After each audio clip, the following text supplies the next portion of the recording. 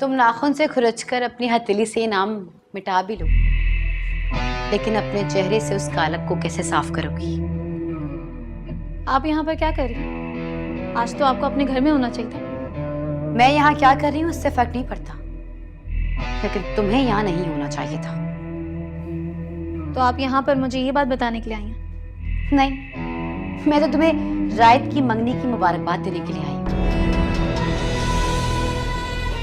मापारा, तुम यहाँ क्यों आई हो? और तुम तो हैदराबाद चली गई थी ना, वापस क्यों आ गई? ये आपका मसला नहीं है, आप चली जाए मेरे सामने से। मैं तुम्हें तुम्हारी भलाई के लिए बोल रही हूँ, तुम यहाँ से चली जाओ। आपने जो कुछ भी मेरे साथ किया है, उसके बाद आप मेरी भलाई का दावा भी कैसे कर सकती हैं? मापारा, मैं तुम्हें पहले भी बता चुकी हूँ, उस दिन मैंने जो कुछ भी कहा मजबूरी में कहा। आपने मेरी मजबूरी के लिए भी मुझे ही बर्बाद कर दिया। आप एक बार तो कह सकती थी ना कि मैं बेगुनाह हूं। तुम्हें अब भी लगता है कोई यकीन करता? नहीं करता कोई यकीन, लेकिन मेरा बाप तो बच जाता ना। अगर तुम्हारा बाप बच भी जाता तो तुम्हें नहीं बचा पाता। मेरा यकीन करो मापारा, तुम्हारे खिलाफ गवाही देकर मैंने तुम्हें बर्बाद होने से बचाया। अगर तुम वहां रहती तो कहीं की ना रहती। आपको मैं अब भी उतनी ही बेवकूफ नजर आती हूँ जितनी पहले थी, लेकिन अब मैं आपकी किसी बात पे यकीन नहीं करूंगी। मापारा, मुझे आपके मशवरे और हमदर्दी की जरूरत नहीं है। आप चली जाएं यहाँ से। मैं तो चली जाऊंगी, लेकिन याद रखना कि अगर तुम यहाँ रही तो किसी को मुंह दिखाने के काबिल नहीं रहोगी। धमकी दे रही हैं? तुम समझ क्यों नहीं रही मापारा? तुम्हें बचाने की कोशिश कर रही। अगर सुहेल को पता चल गया कि तुम जिंदा हो तो जानती हो क्या होगा? जिंदा मतलब?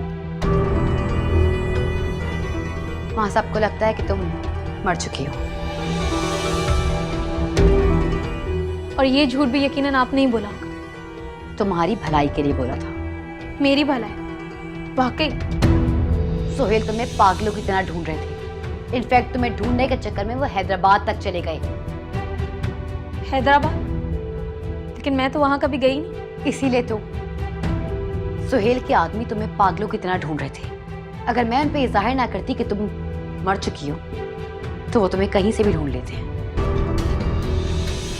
तो यूं कहना कि आपने अपना घर बचाने के लिए मुझे ही अपने घर में मार दिया। अगर मुझे अपना घर ही बचाना होता तो इस हाल में तुम्हारे पास तुम्हें समझाने के लिए नहीं आती, सिर्फ अम्मी जी को बताती। और फिर तुम जानती होगी क्या होता।